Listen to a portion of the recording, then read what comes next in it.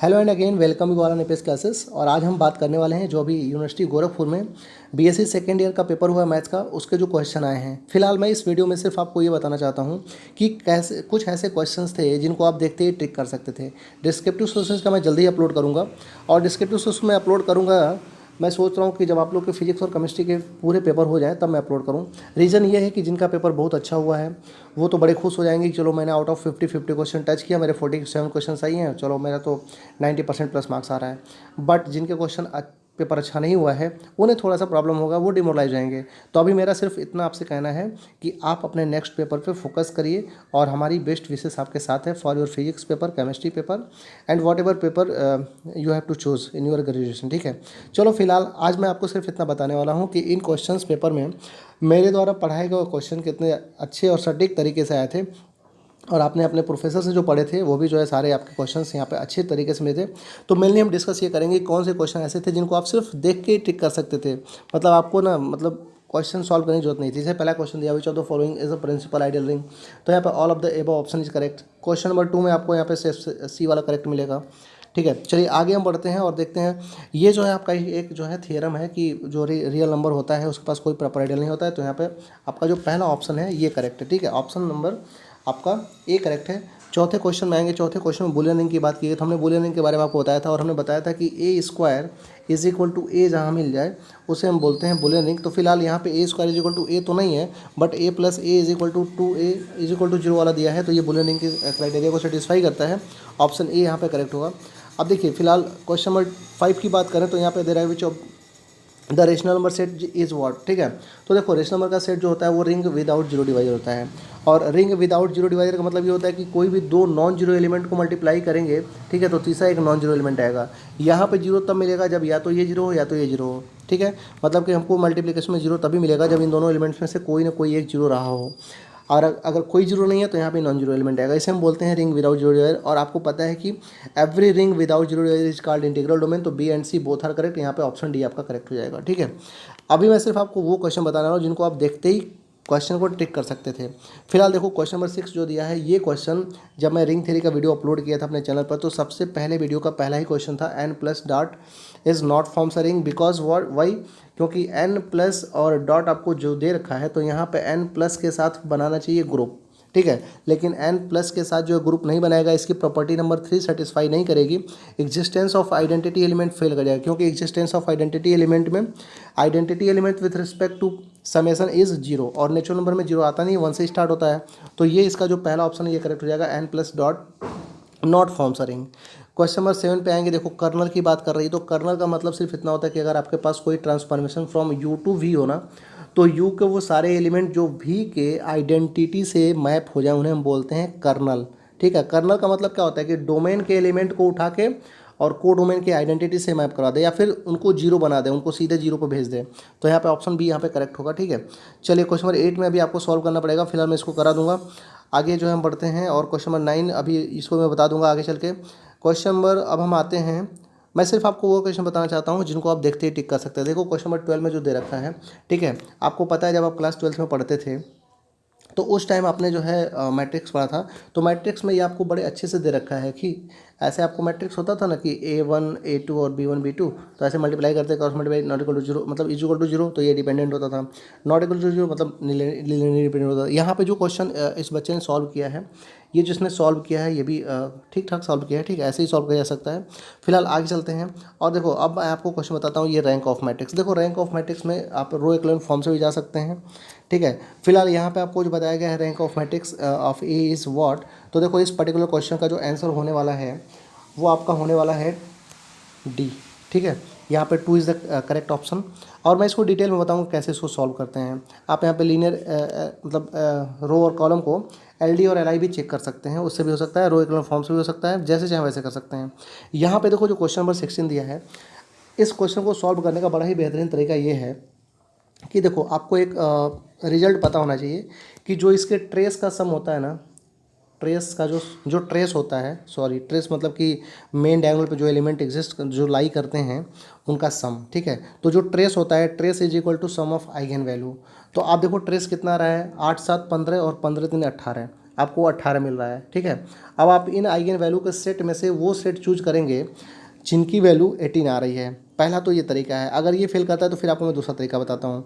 तो देखो पहले वाले में 18 तो वही दे दिया तो ये होगा नहीं। ठीक है, 10 10 20 दे दिया, ये होगा नहीं। 15 17 ये होगा नहीं। तो ये सिर्फ बी ऑप्शन ऐसा है जो 15 3 18 दे रहा है। तो यहाँ पे 0 3 और 15 ही आपका जो है करेक्ट आंसर होगा, क्योंकि आपको एक रिजल्ट पता होना चाहिए कि जो ट्रेस होता है वो सम ऑफ आइगन वैल्यू के बराबर होता है। ठीक है, और जो उसका डिटरमिनेंट होता है वो product of product of eigen value जो है डिटरमिनेंट के बराबर होता है। ठीक है, ये दो आपको रिजल्ट होना चाहिए। अब देखो यहाँ पे जो है ये जो क्वेश्चन दे रखा है इसमें कुछ मिस प्रिंट है। ये सेम ऑप्शन दे रखा है, option B and option D same दे रखा है, जबकि इसको ये देना चाहिए कि mod of A is not equal to 0। अगर ये देता ना तो बोलते कि नॉन सिंगुलर है। ठीक है, इसमें से दोनों में से कोई एक ऑप्शन नॉट इक्वल टू 0 होना चाहिए। तो देखो इस क्वेश्चन पर मुझे ऐसा उम्मीद है कि सारे बच्चों को नंबर मिलना चाहिए। अगर यूनिवर्सिटी अच्छे से कॉपी चेक करती है तो 1 क्वेश्चन सभी को मिलना चाहिए, 1 क्वेश्चन का ग्रेस 1 मार्क्स सभी को मिलना चाहिए। ठीक है, और हम अपने तरफ से रिक्वेस्ट भी करते हैं माननीय प्रोफेसर से और जो परीक्षा आयुक्त हैं जो आपके। ठीक है, तो हम कोशिश कर मतलब अपनी तरफ से निवेदन करते हैं कि प्लीज़ सारे बच्चों को यहाँ पे 1 मार्क्स आप दीजिएगा, क्योंकि मिसप्रिंट और बच्चे यहाँ पे थोड़ा सा कंफ्यूज हो गए होंगे। तो यहाँ पे देखो करेक्ट ऑप्शन तो ये है, mod of A is not equal to 0 is non singular. But अगर आप ऑप्शन ए टिक करते हो तो काम चल जाएगा। यहाँ पे फिलहाल इस क्वेश्चन में जो है सबको नंबर मिलना चाहिए। अच्छा, क्वेश्चन नंबर 18 की बात करें तो 18 में देखो ये आप बीएससी पार्ट 1 में थे तो आपको बताया गया था कि अच्छा इंटर में पढ़ते थे तभी बताया गया था कि ए बी का जो इन्वर्स होता है वो होता है क्या, बी इन्वर्स ए इन्वर्स। ठीक है, इसको हम जो है क्या बोलते हैं, शूज एंड सॉक्स रूल भी बोलते हैं। ठीक है, तो फिलहाल जो है ये आपको बीएससी पार्ट 1 में मिला है, क्लास 12 में मिला है, तो ये ऑप्शन डी इसका करेक्ट हो जाएगा। ठीक है, चलिए आगे बढ़ते हैं। अब देखो यहाँ पे दे रहा है ना concept of eigen value and eigen vector is applicable for. तो देखो यहाँ पे इसका ऑप्शन डी करेक्ट होने वाला है।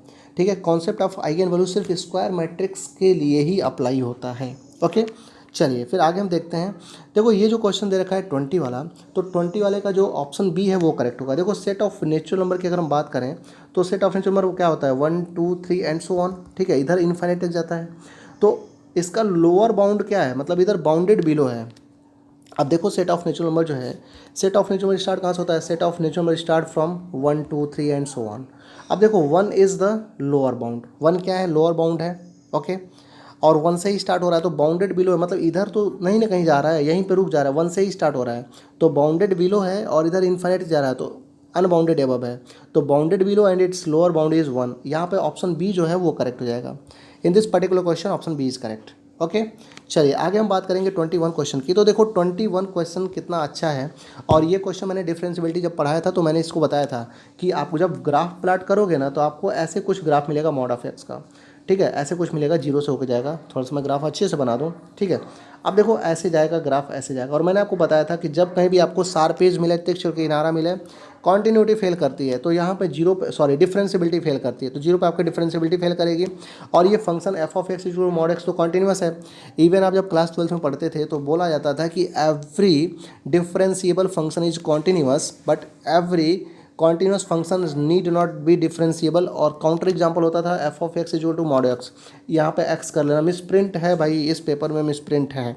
और मिसप्रिंट जहाँ जहाँ भी होगा मेरी गुजारिश होगी माननीय प्रोफेसर महोदय से, और जो आपके यूनिवर्सिटी के जो भी परीक्षा के आयुक्त होंगे, मतलब वाट एवर पोस्ट, मतलब जो भी माननीय गणमान्य हैं, उनसे मेरा निवेदन है कि अगर क्वेश्चन पेपर में मिसप्रिंट है तो प्लीज़ बच्चों को उसका नंबर दीजिए।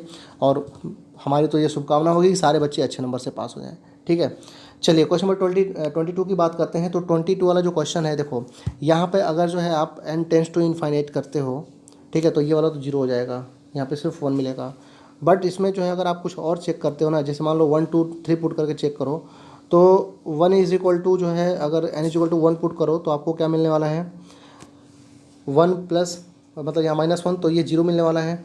ठीक है, तो आपको इन्फीमम तो जीरो मिलेगा। अब सुप्रीमम की बात करें तो हम एक बार 2 पुट करके चेक कर लेते हैं। तो 1/2 पे मतलब कुछ वैल्यू जो है, जैसे ही यहाँ पे 2 पुट करते हो तो 1/2 मिलेगा, तो 1 + 1/2 दैट इज़ 3/2, तो आपको ये मिल जाएगा। तो यहाँ पे ऑप्शन डी इसका करेक्ट होने वाला है। ठीक है, 22 का ऑप्शन डी करेक्ट होने वाला है।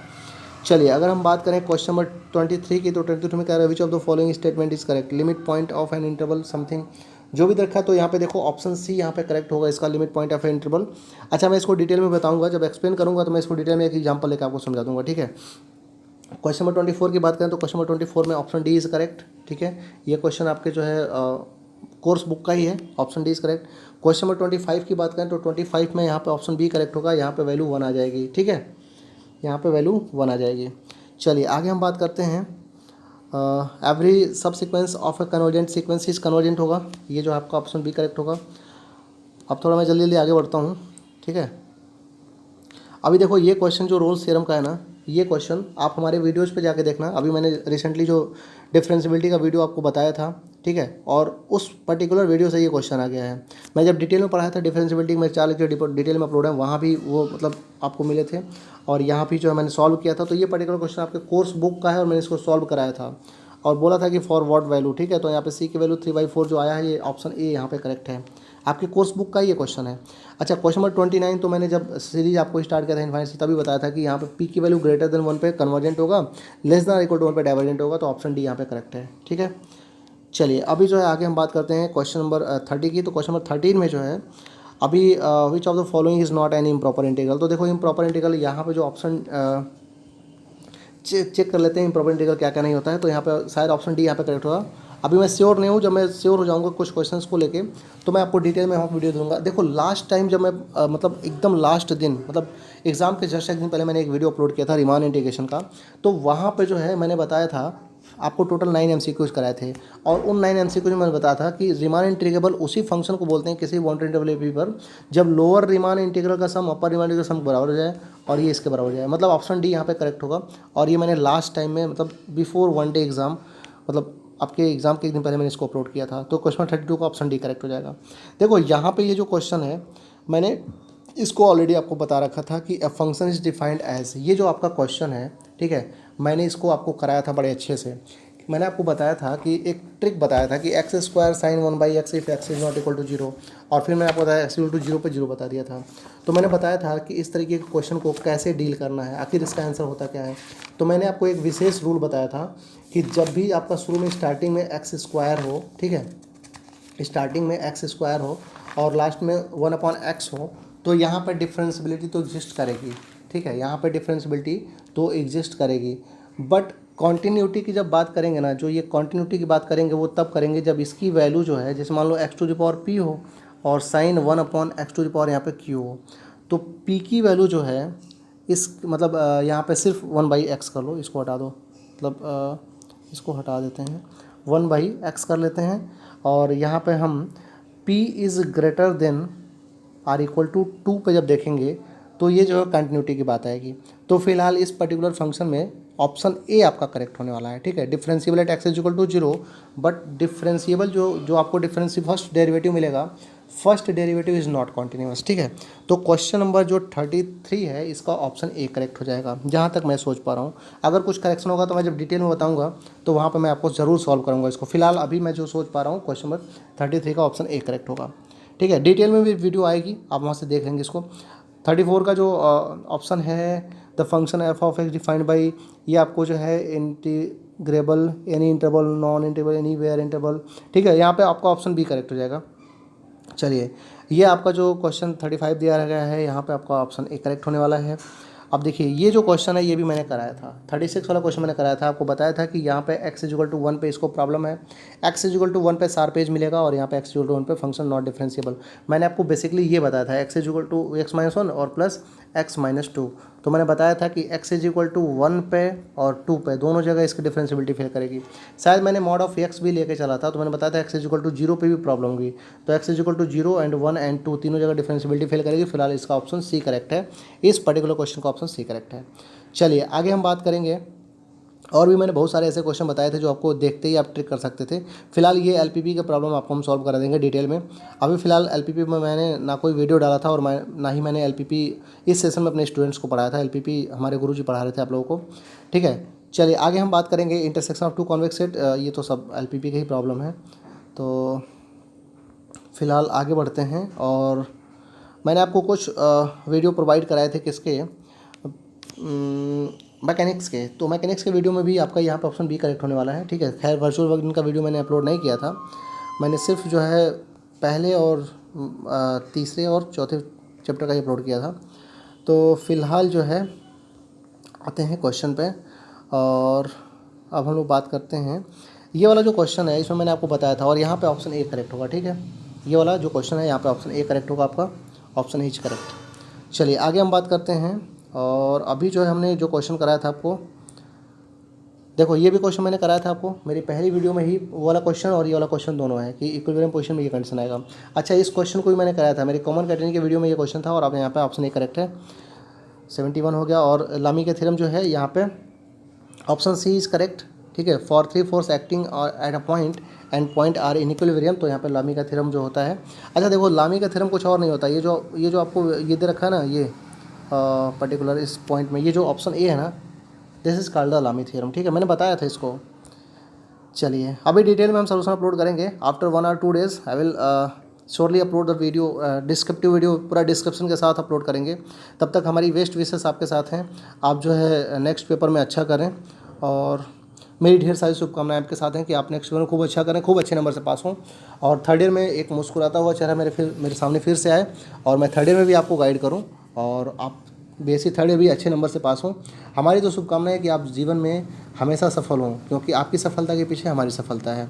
हमें इस बात की खुशी होती है कि अगर हमारा पढ़ाया हुआ क्वेश्चन आपको 1 नंबर भी इस एग्ज़ाम में दिया हो तो I am very thankful to all of you, ठीक है। तो चलो इसी बातों के साथ मैं अभी इस वीडियो को यहाँ पे ख़त्म करता हूँ और हम डिटेल्ड में सलूशन जल्दी अपलोड करेंगे। आपके 75 क्वेश्चन का 75 क्वेश्चन अपलोड होगा और कुछ क्वेश्चंस तो मेरे द्वारा अपलोड किए जाएंगे, बाकी हमारी टीम में जो एजुकेटर्स हैं और कुछ रिसर्च स्कॉलर्स एजुकेटर हैं हमारी टीम में, जिनसे हम एलपीपी के और ये सारे क्वेश्चंस जरूर अपलोड करवाएंगे। तो thank you for watching this particular session. Have a great day everyone, take care, bye bye and all the best for your next exam. Thank you everyone.